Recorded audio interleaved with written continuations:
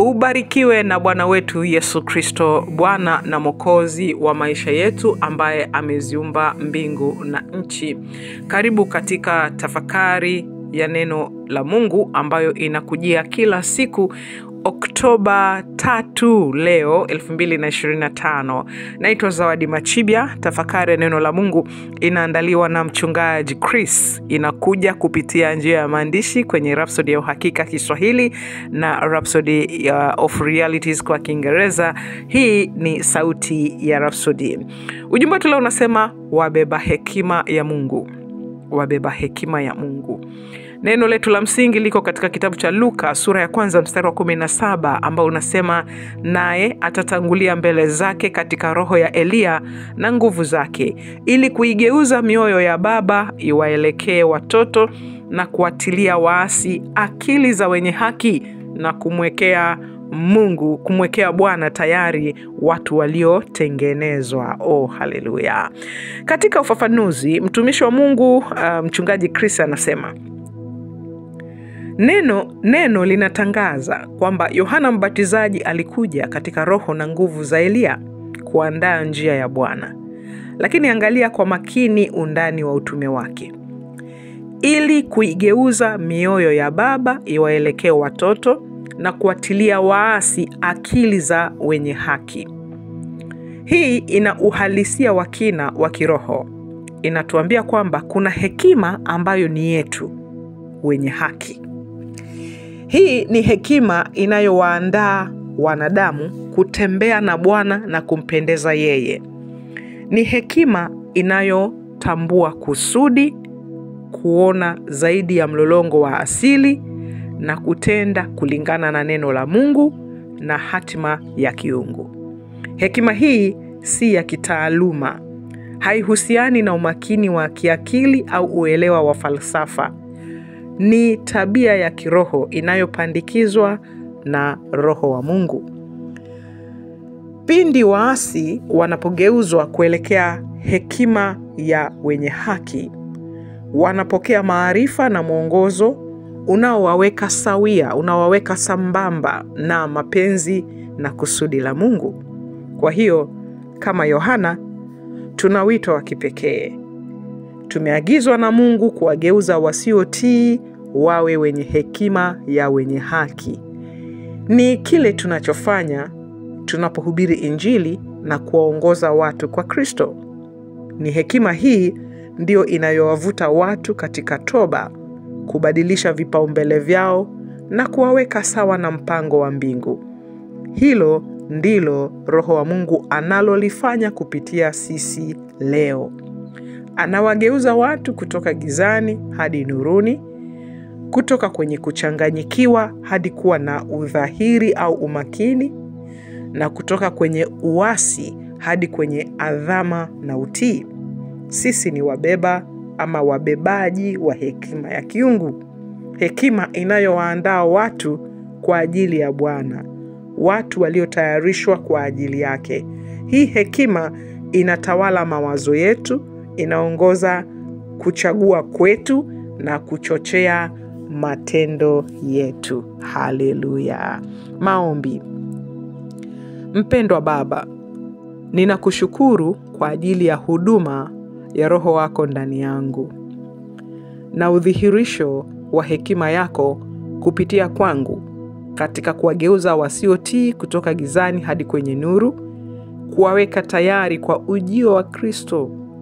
Hekima yako inatawala mawazo yangu, inaongoza kuchagua kwangu na kuchochea matendo yangu katika jina la Yesu. Amina. Basi masomo zaidi tunayapata kutoka kitabu cha Mithali sura ya 4 mstari wa 7, Yakobo sura ya 3 mstari wa 17, na pia waraka wa kwanza kwa Wakorinto sura ya 2 mstari wa 6 hadi wa 7. Haleluya. Hii ndio tafakari ya neno la Mungu iliyoandaliwa na mchungaji Chris. Na anasema kwamba si ile hekima ya kupata kitaaluma, si ile hekima ya kupata watu wanasema professionalism, yani kitaaluma, kwamba labda umesomea uhandisi, umesomea ualimu, ama uhunzi.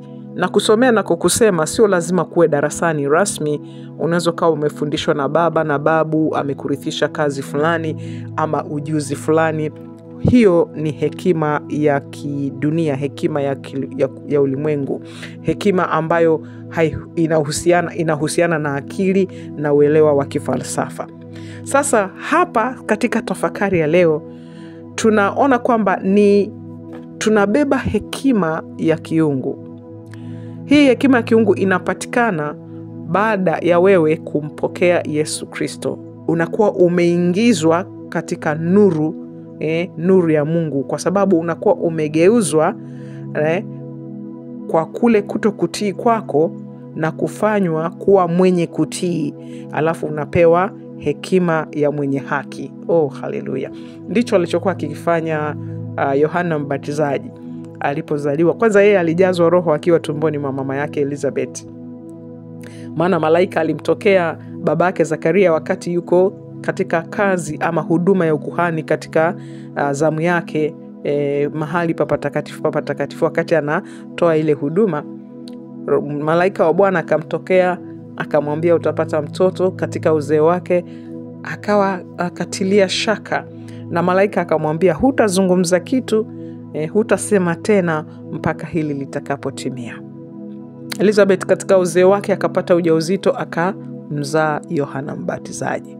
Yohana Mbatizaji aliandaliwa kwa ajili ya kuandaa njia ya Bwana. Sauti ya mtu aliaye nyikani, iandaeni njia. Haleluya, sauti ya mtu aliaye nyikani. Na tunajua Yohana alikaa miaka yake yote kule nyikani. Alikuwa anavaa vazi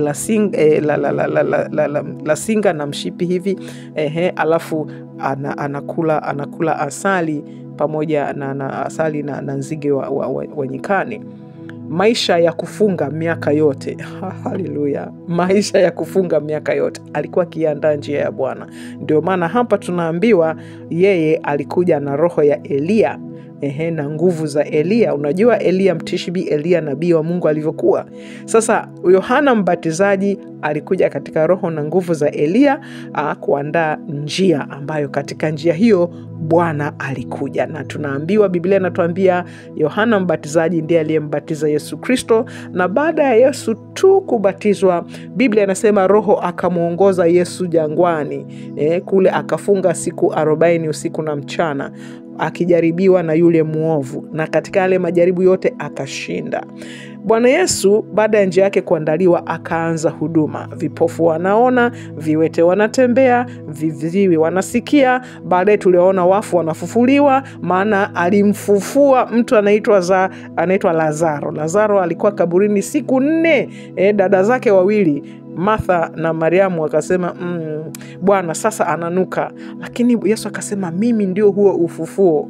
Haleluya, mimi ndio huo ufufuo. Baada ya haya yote tunajua kwamba hekima ya wenye haki inatokana na imani yako kwa Bwana wetu Yesu Kristo. Basi usikilize ujumbe huu tena na tena. Hakikisha unasoma yale masomo ya ziada ama ya zaidi, ambayo ni Mithali sura ya 4 mstari wa 7, Yakobo sura ya 3 mstari wa 17, na Wakorinto wa kwanza sura ya 2 mstari wa 6 hadi wa 7. Tunashirikiana na wewe tafakari ya neno la Mungu, kwa sababu roho yako ina umuhimu wa kula neno la Mungu, maana inaishi kwa neno. Ukitembea bila neno la Mungu kila siku, manake unaidhoofisha roho yako.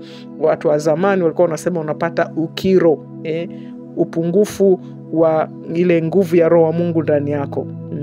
Kiroho unapungukiwa nguvu ya neno la Mungu ndani yako, na hutaki kuwa hivyo, kwa sababu katika nyakati hizi za mwisho neno la Mungu linasikika kila mahali. Na hii ni tafakari ya neno la Mungu kupitia sauti ya Rhapsody. Kama hujampa Bwana Yesu maisha yako, huu sasa ndio wakati, ili kwamba uingie katika familia ya Mungu. Na namna nzuri ya kufanya, huenda umekwisha kuamini, ambayo ni kitu kizuri kabisa, umeamini moyoni mwako, lakini unatakiwa kumkiri Bwana Yesu kwa kinywa chako kuwa Bwana na Mwokozi, ili uweze kukamilisha wokovu wako. Sema maneno haya baada yangu. Sema: O Bwana Mungu, nakuja kwako katika jina la Yesu. Ninaamini kwamba Yesu Kristo ni mwana wa Mungu aliye hai. Ninaamini kwamba Mungu alimfufua kutoka kwa wafu, na ninakiri kwa kinywa changu kwa Yesu Kristo ni Bwana wa maisha yangu kuanzia leo hii.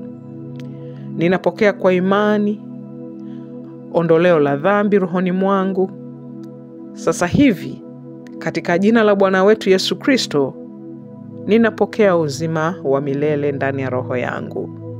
Nimezaliwa mara ya pili. Haleluya, haleluya, na hongera sana. Kama umesema sala hii, nataka nikuhakikishie, kwa sababu ni kwa imani tunampendeza Mungu. Baba yetu wa mbinguni amekusikia. Karibu katika familia ya wana wa Mungu. Karibu katika familia ya Bwana wetu Yesu Kristo. Ndani humu kuna neno la uzima, kuna furaha na amani tele. Na kuombea kwamba katika jina la Kristo Yesu aliye Bwana na Mwokozi wetu, upate kulikulia neno la Mungu, upate kumjua Mungu zaidi katika Kristo Yesu, na uweze kutembea katika nuru na wito wa urithi wako ndani ya Kristo Yesu. Oh, haleluya, haleluya. Karibu na uweze kutembea katika uzima wa milele. Umepokea uzima wa milele sasa. Hutaupata baadaye, hapana. Baada ya sala hii umepokea uzima wa milele sasa. Tembea na ishi katika huo. Basi kama una maswali ama una jambo unataka kulifahamu zaidi sana, kama unataka kufadhili injili hii iweze kuwafikia wengine katika siku hizi za mwisho, basi usisite kuwasiliana nasi. Tutumie ujumbe ama voice note, ujumbe wa sauti, ama tuandikie ama tupigie kwa nambari hii alama ya kujumlisha 255 766 444 Mungu wangu aliyezifanya mbingu na nchi, Mungu aliye hai na wa upendo, akubariki.